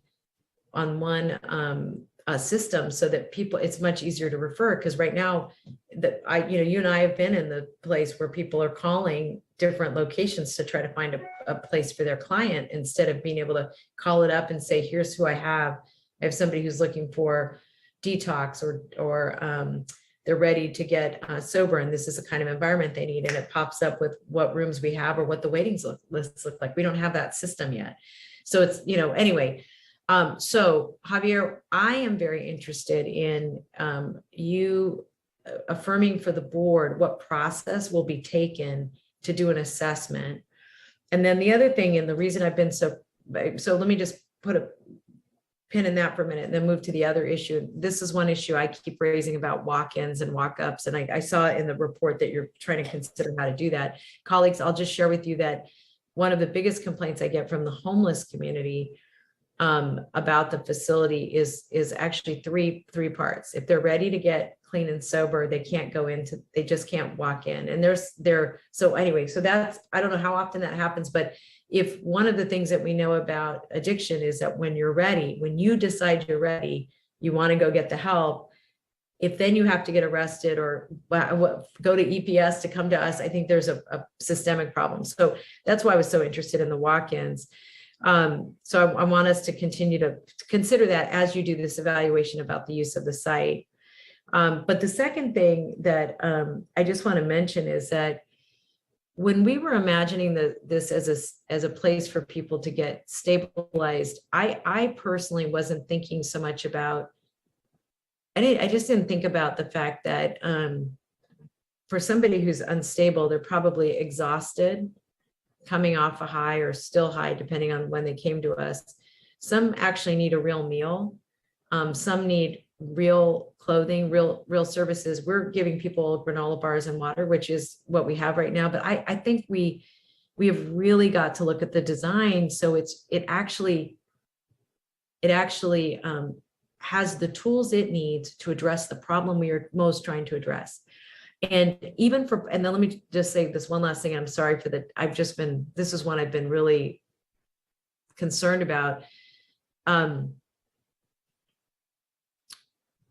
In some ways, our systems are adapting to systems that are maladapted. So they weren't designed well in the first place. And what we're trying to do is do the workaround. And I think that all with the amount of resource we're putting into the reentry center itself and then the recovery component of it, if we need to divide it up because it has to have different functions and it's all about diversion, I think we have to do that, Javier, because you may remember that what we'd initially talked about was the recovery center, although I mean, the sobering station, I'm going to just use that term because it will help me explain this part, the sobering station. And then what we were going to do was make sure there was an ingress and egress for people who had mental health needs, that they would come into a whole different part of the building. So if you had a mental health issue, that was your primary issue, police could take you into that location and you would get supportive services. If you had a drug or alcohol problem or a dual problem, then we could take you into another location and then get you the services you need. So the other reason I think we have to look at the recovery center is because we have to look at that in the totality of what's being proposed and built out with the reentry center. And I'm just not sure we've done that recalibration. And I absolutely know we haven't had the folks on the street, the line police officers having enough engagement in this to help it be designed in a way that they will use it. If we still want that to be the case, if we want it to be an offshoot of our medical programming, we should just call it what it is. And it's not really what it's doing now. Does that make sense? I'm sorry. Oh, absolutely. I think you kind of laid out the framework and also help us tweak and reimagine how we should move forward with the sobering center recovery station. And then, of course, like you said, engage our law enforcement agencies. Back in early 2017, we had engaged the Mountain View Law Enforcement Agency, Campbell, the sheriff, and also San Jose Police Department. And we built the sobering center with the input from Mountain View, Campbell, and the sheriff to begin with. And San Jose PD were waiting to get approvals, and it took them a year for them. I remember. I was so mad at them. Yes, I remember. And then the whole mental health drug triage was a component that Chief Garcia, former Chief Garcia, requested. So, but yeah, so I think we just have to find other avenues and ways of engaging our police chiefs and police officers. A few years ago, we did a survey, a card that we gave all the police officers when they arrived at the recovery station. We will definitely do that and capture some information from those officers that are bringing individuals into the recovery station. Javier, can I make a recommendation? And that is that, and I know Chief Mata is not here, or Deputy Joseph today, but I think that what we should do is make a formal inquiry to do focus groups with the different PDs that have high need populations that they primarily work with, and ask them if we could actually do it on their time. I know that it's really hard for them right now. They're on forced overtime, but I think it's worth us getting groups of them together in all of the different, like I would say BPA in particular, the sheriffs would be one. I think San Jose, the downtown, and probably those that are working along the creeks. And I would suggest that we take a look, talk to Milpitas and Sunnyvale and perhaps Gilroy. I mean, just a couple of officers to do real focus groups with us, because I think the surveys aren't like what we, by the way, they're already using us. We need to talk to the people who aren't using us and understand why. And I think that's going to require us to do this a little bit differently than we did before. And if I understand too, I'm looking at Sherry, I think behavioral health has law enforcement liaisons as consultants. So maybe we could incorporate them because they already have the relationship with some of the police chiefs and officers. Yeah, and by the way, we do too, right? I mean, you've got the sheriff on, and you've got Chief Garnett, and we have the chief of chiefs on with us. Where is he? Where did I lose him? But anyway, so we've got the metas here. So we need to just go to them and I think we have to rethink the approach. Sheriff Smith, I see your. Thank you. So I have a police chiefs meeting tomorrow, and anecdotally, I don't know in our organization why it's not utilized more often. So I can't answer that, but I can mention to the chiefs the underutilization and maybe get some input, but I'll definitely remind them that it's available. And Javier, if you can send me just a quick email of something that I can say, here's what it is, here's what it's used for. That'll just save me looking it up. And then I'll present that to the chiefs. Absolutely, Sheriff. I'll send that immediately. Great, thank you. Thank you. Thanks, Sheriff Smith. Pablo? Yeah, I just wanted to just jump in really quickly as you guys are talking about the gathering of those folks. Like, I'd love to volunteer some of my time to be able to give a perspective that may not be heard in that conversation typically. I'd love to be a part of that. Thank you, Pablo. All right. Javier, do you have what you need? Yes, thank you. Okay. And you know, oh, I'm sorry, someone jumped. Oh, Wes, did you want to jump in? Yeah, I just reinventing the wheel. I think Judge Manley, I've been in this community for 50 years, and Judge Manley remembers when worked at the VA, they had a chemical detox sobering center, and also there was a sobering center years ago downtown San Jose. Yeah. And what the advantages we had at the VA is that once they're finished with the getting detox and everything, they can go to a program, and it was very easy to do that. I know it's very difficult to do that in the Santa Clara community, but I think that's what you're talking about. You just don't finish with the sobering up. You need to get them in a program to have them take a look at permanent. So we had Librium, and we also had methadone and things like that to detox a lot of people. So, and it was before the opioid crisis, but I would imagine they would have had that too. But I don't know why you don't have chemical detox in your sobering centers like Librium. I know you don't. So that's my question. Javier? I think it has to do with how long people are there, but I couldn't hear the last commenter's question. Yeah, you don't have a chemical detox in this. And this is Bruce. Again, Wes, you don't use Librium. You don't use Librium. Yeah, remember that the sobering center is not a licensed or certified program, and that's why it's 23 hours and 59 minutes. By federal law, anything over 24 hours needs to meet certain licensure and medical standards. So it really, and looking at there are now, I think, about 85 sobering centers throughout the country. Most of them are similar to the services we offer, where it's non-medical. If we add, why is that? Again, it has to do with cost and employment. You'd have to hire a medical staff, which, again, for the average individual that just needs 13 hours to sober up and then be engaged in, you don't need that level of resource behind it. Well, we used to bring people. With the sheriff's office, we used to bring people to the VA, and we also brought people to the downtown sobering center. And I believe at that time, I don't know, I can't recall the Santa Clara County one also had detox at that time. Now I guess cost is cost. But if you're looking for success, I'm just wondering about that. I think, well, and let me just say, Wes, let's put that into the discussion with Javier. And I think Bruce is right about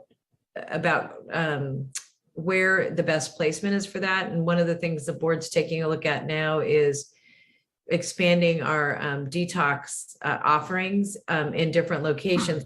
But again, what we have to figure out is what's the purpose of this?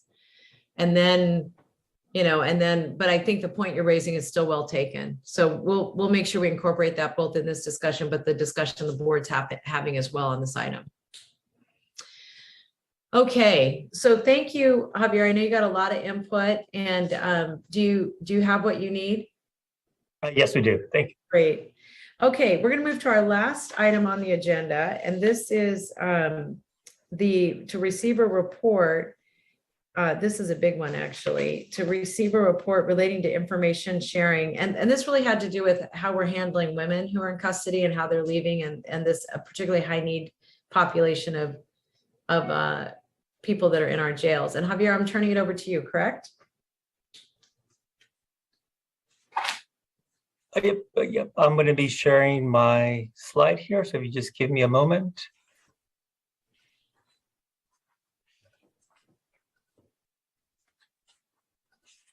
Okay. Are folks able to see the slide? Yes. Okay. Can folks so all see it? Yes, I can see it. Okay, thank you. So just a quick update. So Full screen to make your slide full screen. I'm sorry, what was that? It may be helpful to make your slide full screen if you hit Control L.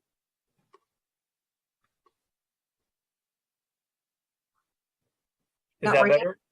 It looks the same. Or if you go to Home or click on From Beginning on your toolbar, right under File. Under File. As you can see, my technical expertise on this is very limited. So let's see. Yeah, I can so relate. No judgment here. None. If it's easier just to continue, then please ignore me. Yeah, go ahead. Go ahead. Okay. Javier. We're going to do that lesson at a different time. You and I will both be in I need the some training on. So this proposal is just to kind of give an update to this committee on how we want to move forward with implementing efforts to place women that are leaving the county jail.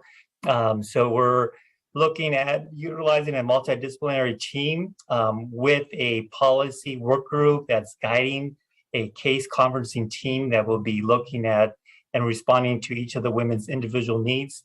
We're looking specifically at all scheduled releases within 60 to 90 days of all women that are coming out of jail. Keeping in mind that currently our jail population of women in custody of today is 256 women. Of those, 25 are sentenced, 231 are unsentenced. Majority of the women in custody, 44% are Hispanic, Latino, 26% white, and 20% Black. So as you can see, the racial disparities that exist in terms of the women in custody. As we work with our policy group, we wanted to create and assemble a case conferencing team, and the membership is listed in your LED file. But the idea is just to generate a list every 2 weeks from admin booking to see the women would be released within the next 90 days. The current list we were able to see has 17 women. So then the idea then is the partners from reentry, pretrial, probation, custody health, behavioral health, office of the sheriff, and the Javier, PDO. Yes. I didn't want to interrupt, but your slides aren't moving. Okay, so we're still on the first slide, but I think you're on the case conferencing slide. Okay, so let me share this one. I think I see what I did. If it's helpful, we can also run the slides on our end. Oh, that would be great. Thank you, Nancy. Yeah, like that. Thank you. There you go. Oh, Okay. yay. All right. So the third slide, I think I'm on the third slide. That one, perfect, this one. Thank you, Nancy. So in terms of the case conferencing, so the idea is the partners that I just mentioned would come together and kind of looking at the days of the discharge, their needs based on what custody health and behavioral health can provide. Again, in the making sure that we meet all the different release of information requirements, and working with county council to ensure the information that is being provided to this case conferencing team is approved by the various stakeholders. But the most important piece of it is identifying who is going to be leading that individual's discharge upon release. Is it the behavioral health provider who will be picking that individual up and then taking them to the appropriate treatment center? Or is it a referral from a rehab officer, a sheriff rehab officer, to one of the reentry case navigators that will be meeting with the individual prior to release and navigate that service for the individuals?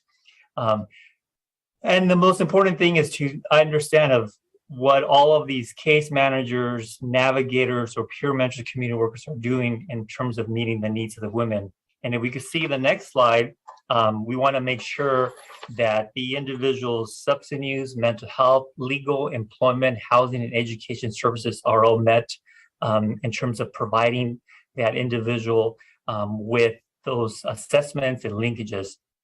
I also want to stress the importance that all of this is all voluntary. It's all up to the individual to say, yes, I want to be case managed or navigated through this process. Just as we work with the CAPS process and the gender responsive opportunity for women process, is making sure that the individuals engage inside in the jail and then engage in the community. With that, I'm open for questions or comments. Supervisor Chavez stepped away for just a minute. Are there any questions on this item? All right, I'm seeing none. And I think, Nancy, did we look for public comment at the beginning of this item? I don't believe so, but there are no members of the public who wish to speak. Chairperson Chavez did say this was the last item, but there is one last item on the agenda, which is item number 7. The JAC report, yes. Wes, I see that your hand is up. Do you have a question on this item? Yeah, I'm wondering if the discharge, if you're talking about a high rate of Latino women coming out, do you have culturally appropriate discharge planners?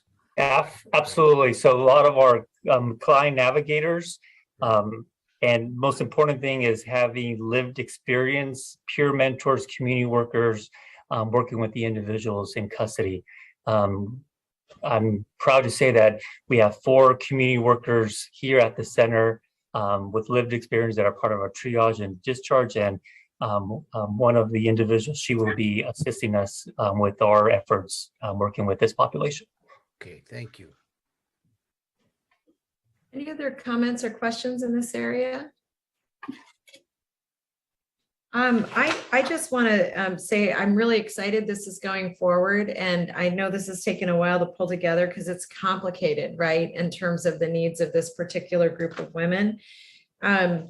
And I'm really excited about the case conferencing. And I wonder if, and I apologize if this was covered, I wonder if over what period of time you think that we would be able to note whether or not we see a reduction in recidivism? Well, when we look at recidivism, it's based on if that individual returns to custody and it's arrested and convicted. So our looking at is we have our outcome measurement to see if they're engaged in services, do they have, or if they're able, are they employed, housing, education, and so forth. So I think we could look at the population and look at 6 months out of the folks that have gone through the case conference and have been released, how many were rearrested for what offense, and then do a rearrest information for you. Yeah, and I think we should hold off on the conviction issue, because I think for a lot of these women, conviction isn't the issue. I mean, like, I don't know what percentage of them get convicted, but they are coming back in relatively regularly. And it's such a small population relative to the overall jail population that, colleagues, this is one of those areas where I feel like if we could hone in, we might actually be able to understand a little bit more about recidivism and what it takes to really move women on. I will just say too that I think we also need to better understand the distinction between those who are violent and non-violent as well. And part of the reason, just let me explain why. One of the reasons that we started to take a closer look at this group of women is that we thought they may be a relatively small group of women that are coming in over and over again. But I think that, and that there were a subset of them that had that were violent, but most of them not. And what I want to better understand is if the treatment and services need to be different based on that. I don't know that it does, but I think that's important for us to understand, because again, the population that's violent is relatively small. And we should better understand how we can address that, because it's such a small population. And often when we're trying to provide services, the group is so big that it's hard for us to see if we have an impact. Does that sound okay to you and the rest of the folks working on this? Yes, absolutely. Thank you. And we're going to look for report backs on these on a quarterly basis, but I'm going to ask everybody to work with Maya in my office just to schedule so that these are manageable. All right. I think, let me just see, I may have misspoken. We have one more. The next item is item 7. Thank you. Thank you. Thank you. I think Judge Manley would have pointed it out if I had skipped it. So let me get to item 7. This is to receive a report relating to the jail assessment coordinator list. And I think Javier gets to rest his voice and we get Gabby. Welcome, Gabby. Good afternoon, Supervisor Chavez, Ellenberg, and Reentry Network Committee members.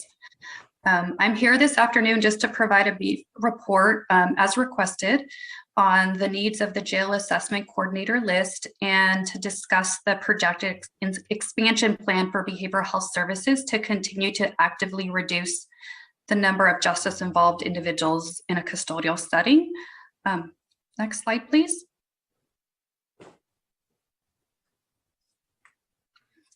It is important to note that while at certain points of time, programs within the adult and older adult system of care may not have wait lists, the JAC list may have included individuals with very high risk needs and criminogenic factors that may not be appropriate for placement in a list intensive program and community for safety reasons. In this sense, behavioral health is actively working on strategizing and increasing capacity in higher level of care need programs. There are others on the JAC list that are waiting due to needing medication, background checks, clearances, and other administrative, or they have medical holds that prevent them from being placed into a bed immediately. Next slide, please.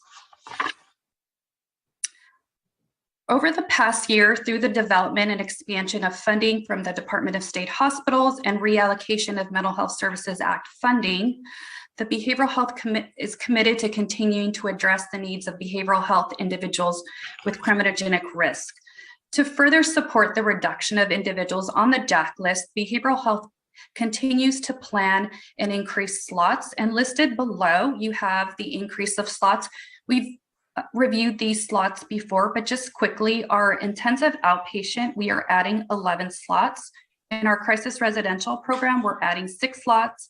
For our full service partnership program, because it is highly utilized, we're adding 50 slots. And we're also adding 20 transitional housing beds. As such, these actions will result in decreasing the number of individuals on the JAC list, as well as reducing the number of jail days for individuals with mental health and substance abuse disorders in a custodial setting. Next slide, please. Behavioral health remains dedicated to expanding community-based services to help individuals with behavioral health conditions reduce and avoid involvement or further involvement in the justice system. Efforts to increase acute, subacute, residential, permanent supportive housing, and temporary shelters for high needs, unmet housed individuals, as discussed in Strategy 3, presented on May 3rd at the Board of Supervisor meeting. If anybody would like to look up the legislative file, it is 109130, which would directly support the comprehensive system to expand services for justice involved. Another strategy to increase success rates for individuals that must be diverted, behavioral health continuously meets with stakeholders, which include the district attorney, the public defenders, probation, pretrial, adult custody health, and its community-based organizations to discuss ideas, solicit feedback on the continued expansion of the jail diversion programs, and strengthen the efforts aimed at deflecting individuals with mental health and co-occurring disorders into treatment, recovery programs, and other inpatient settings. In addition, we continue to apply for grants to leverage funding and expansion opportunities dedicated for the justice-involved populations. Next slide, please. To continue to meet the treatment needs of individuals, Behavioral Health submitted a letter of intent to the Department of State Hospitals on April 5th, 2020. I'm happy to report that our letter of intent with our brief proposal was approved, and the department on May 9th was awarded an additional $3.2 million to continue to expand services. 2 weeks ago, we met with our AB 1810 work group to discuss the funding and potential resources to build out not just treatment, but also housing. So when someone leaves the jail, they would receive a treatment slot and a housing slot together. So when they leave the jail, again, they can participate in treatment and have somewhere to sleep at night and not that be a concern for the individual. Prop 47, as many of you know, we have already been awarded, but that grant will end next year in February. We have reapplied for that grant.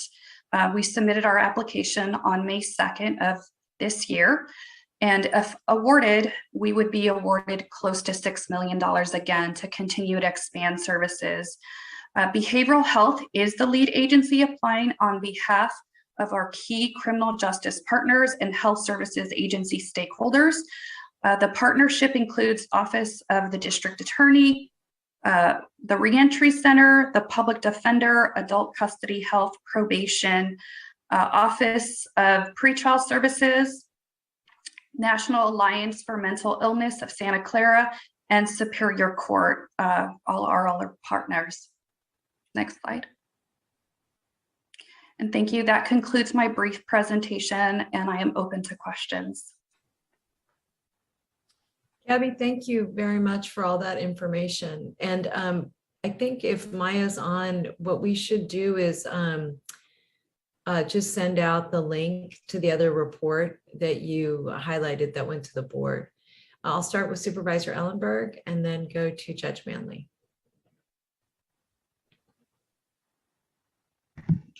Thank you so much. Let me just first ask a question of Judge Manley.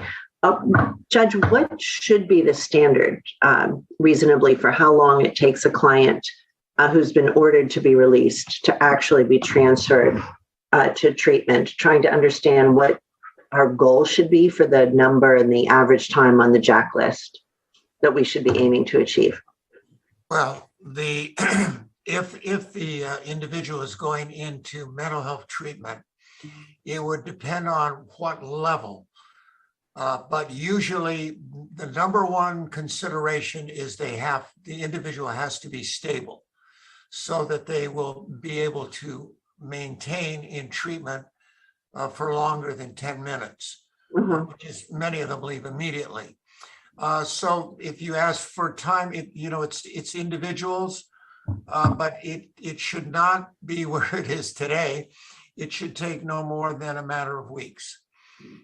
Because there is a period of time now at least 2 weeks that before we can even receive the assessment that will lead to the order to release into community treatment.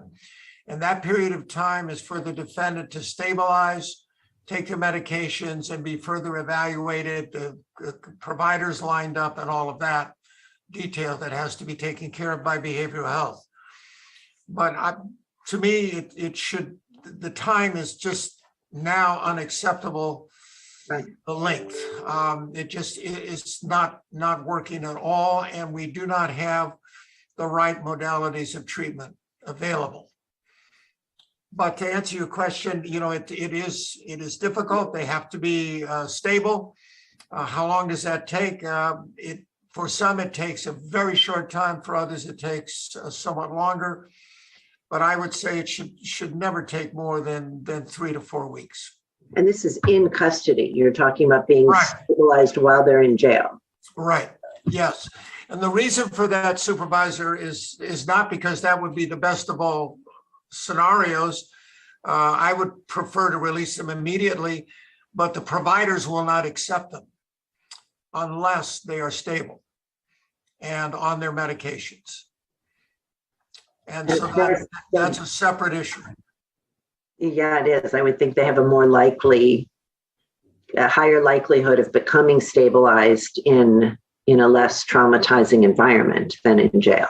I agree completely. And that's always been my view, but that is not the reality of where we are today, because providers will not accept them unless they are stable. And so it forces us to use the jail and Dr. Day's staff, who are overworked to begin with, to try and make sure that we can get these individuals out of jail as quickly as possible. When you say the providers, Judge Manley, are you talking about the private providers that we contract with, such that? Yes. So if the county had our own programs, IMD or whatever the appropriate level is, that people could be released to sooner, would that be a workaround? Not a workaround, but would this be a path to get people into treatment more quickly? Yes. We just heard a presentation from Los Angeles where they have two levels of care, or actually three. They start out with crisis residential at their highest level other than a locked facility. But then they have a second level of residential treatment programs that someone can move into. And then they move into independent housing or a boarding care situation where they're in outpatient treatment. But it gives more time to stabilize the person out in the community as opposed to being in the county jail. Right. And just to clarify, though, in order to be released to one of these places, the person has to have been declared IST by the judge. That's only as to one group of individuals. Those are, they are IST. They have to be declared. A doubt has to be declared by the public defender. Then there's a hearing process. Other than we have an agreement regarding misdemeanors, and we do that a different way so that we can move more quickly because the law has changed and we can't keep them in jail anymore for the period of time they were staying before. So that process has changed, but the ISTs are only one portion of the caseload and one portion of the JAC list. There are a large number of individuals on the JAC list who are not IST. By that, I should explain, that means incompetent to stand trial. They've been found incompetent to stand trial. Thank you. Thank you so much, Judge. I'm sorry, Gabby, did you want to, Gabby took her mute off. I just want to see if she wanted to. Susan. Yeah, I just really quickly wanted to comment that we want individuals that can participate in their assessment process. So that's why it is very important that we work with the jail. We case conference weekly with the jail to try to stabilize individuals. May they need injectable medications. We want individuals that can actually participate in the assessment so we can develop the best treatment plan and course. And not everybody needs to go to an IMD. I can tell you just from the population that we work with, the ISTs, which are some of the sickest individuals, once we start the engagement, they participate. They're more willing to accept a treatment plan instead of us trying to force something, but we want to work in tandem with the jail, the consumer, and we want our consumers to make informed decisions as to what to expect. Once that happens, we hand the referral off to the treatment provider, and the treatment provider goes into the jail and starts that engagement to explain, this is what treatment looks like. We also leverage our peer support, and that is the reason that we pick up our clients and deliver them to treatment. We want this to be a good experience for our clients, and we want them to benefit. And when we've had individuals released that are not medicated, that are not stable, they don't stay in treatment. And a lot of times they end up back at EPS in the jail. So this has to be a collaborative process for our clients, our providers, and we, with our partners, work in community to support our clients. You know, we have pretrial, we have probation coming out to the clinics, explaining to the client, we're here to support you. I'm on Zoom calls with the public defender, the DA, pretrial, explaining this is what treatment looks like. Here's what to expect. And you have someone that's more willing to participate in treatment when they are part of their recovery plan and they're part of the process. I just wanted to add that. Thank you so much. Just one last request. Pretrial Services, I know, prepares the daily dashboard on the jail population that the board receives. Would it be possible to add the number of clients on the JAC list to that daily dashboard? I think that's populated by the sheriff's office, if I'm correct.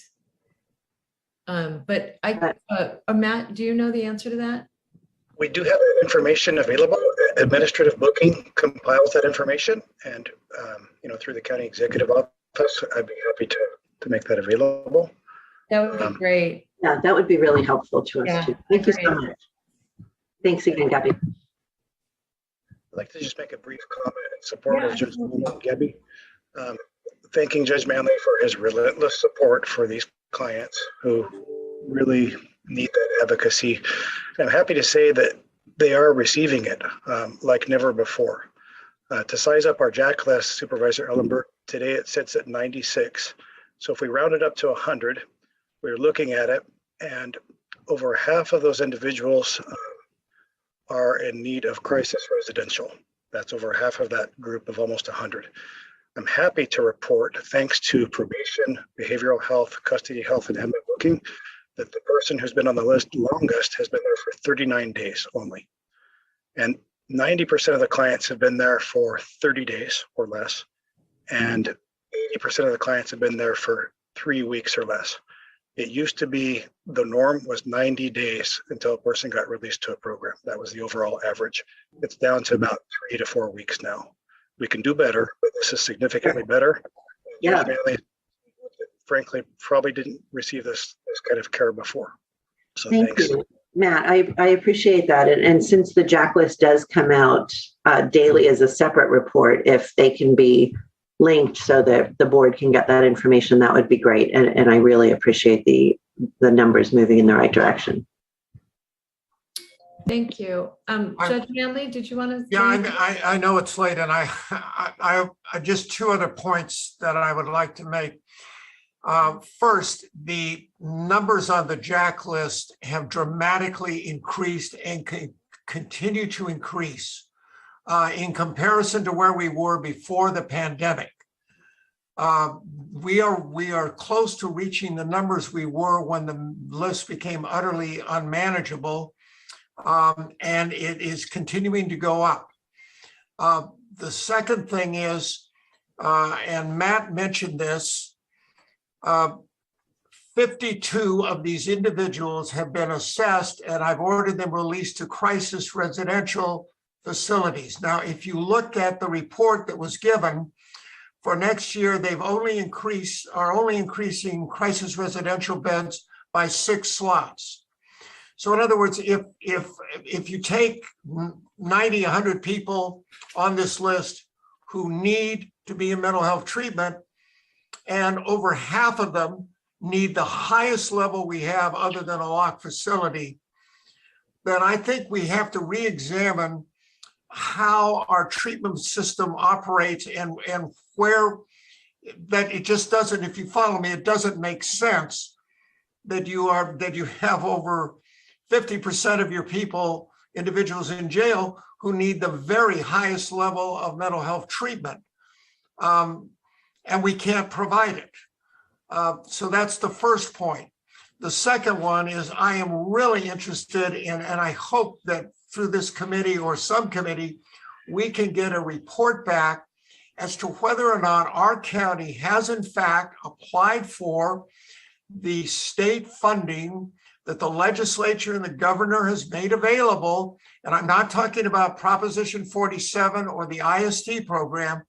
I'm talking, for example, about a program that's called BCHIP, which, but it's basically an infrastructure grant program. It is competitive. It involves, I believe, over $2 billion. There have been rounds of funding. I think they are now releasing the most recent round of funding to counties. You can be a county, a city, a nonprofit corporation, a profit-making corporation, and apply for these grants.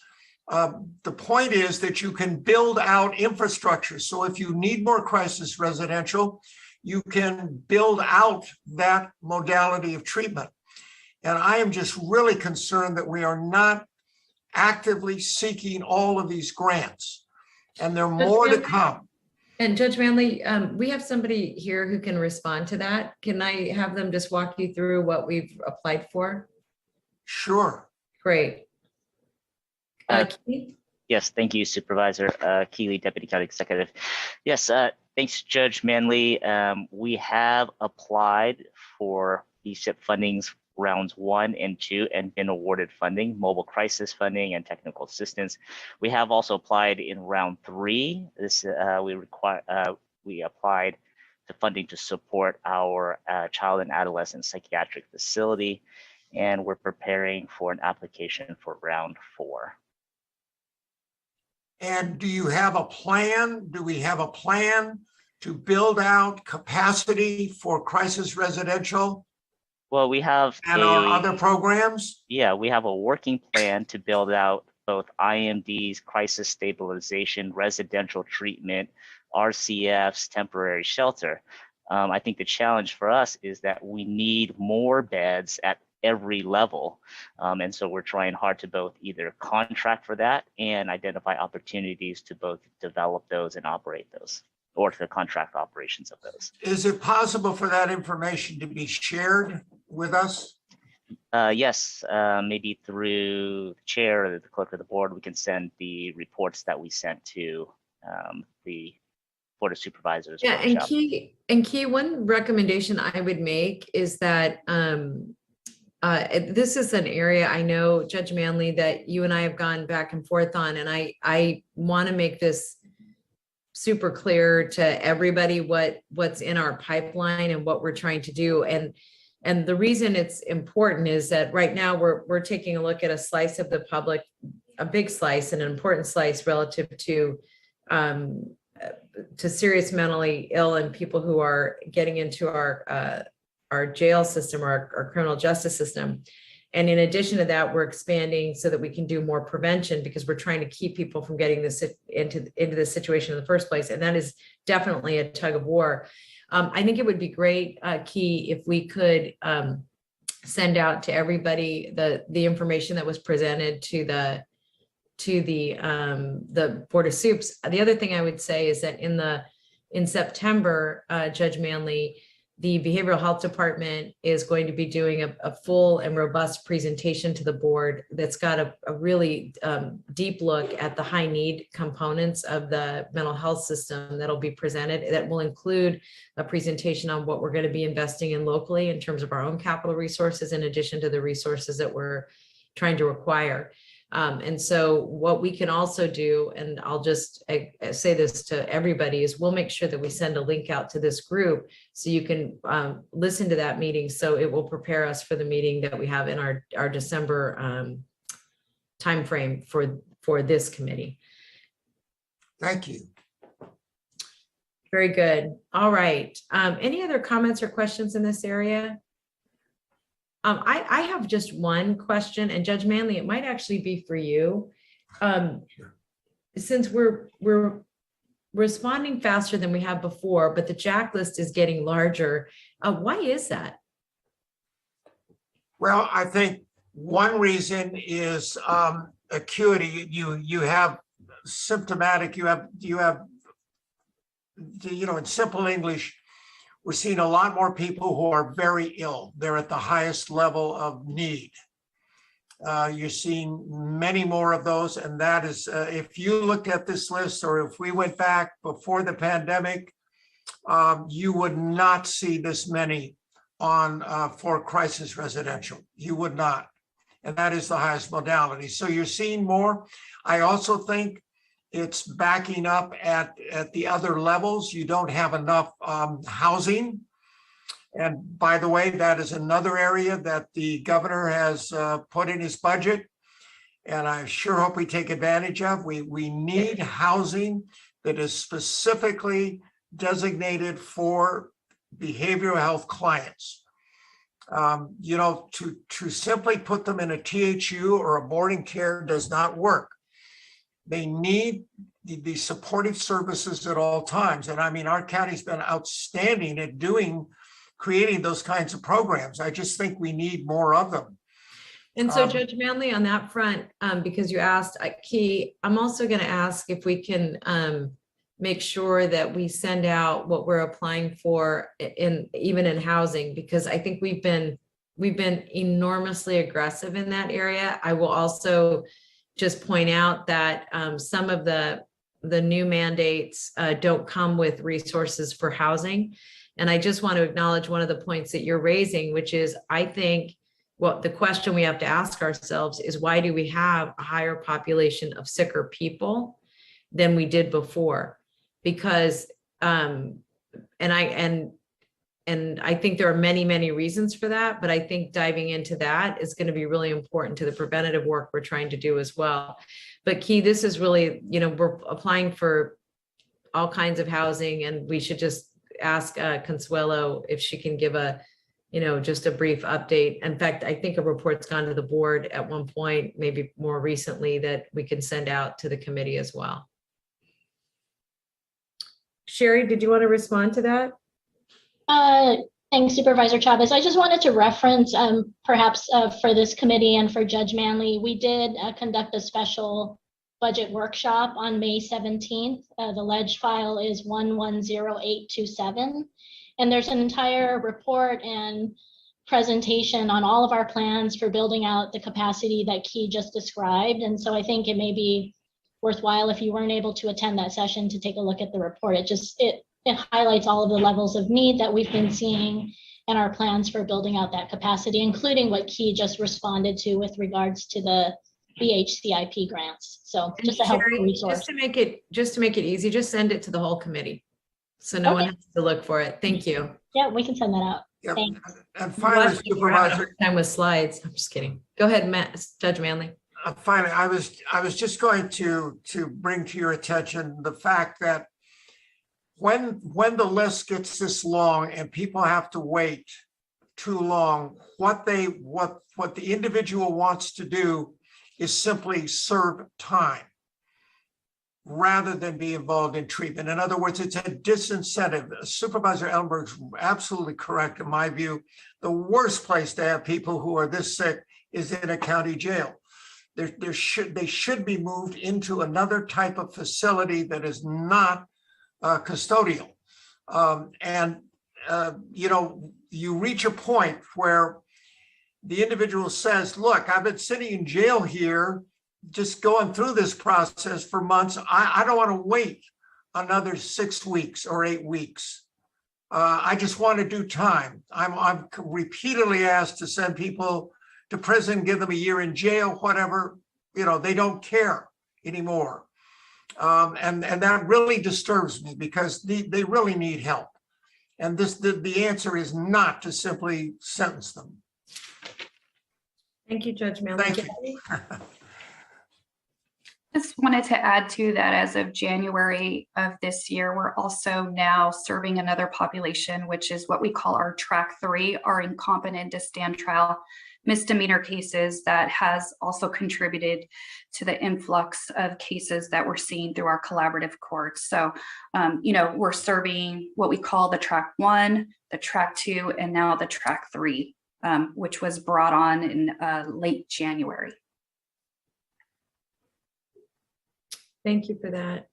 Judge Manley, did you want to add anything else? No, thank you very much. All right. So with that, that is actually our last item on the agenda. I want to thank the staff and, just the amount of work you've done over the last number of years. I just want to say how really, how grateful I am. This is amazing. We have a long way to go, I know, but wow, like, well done. We're going in the right direction. With that, we're going to adjourn until Wednesday, August 10th at 2 p.m. And this says in the Board of Supervisors chamber, but I think we're still meeting on Zoom based on the action we took earlier in our agenda. So with that, I hope you all have a great rest of your day. Thank you, everybody. Good meeting. Thank you. Bye-bye. Thank you. Bye. Thank you. Recording stopped.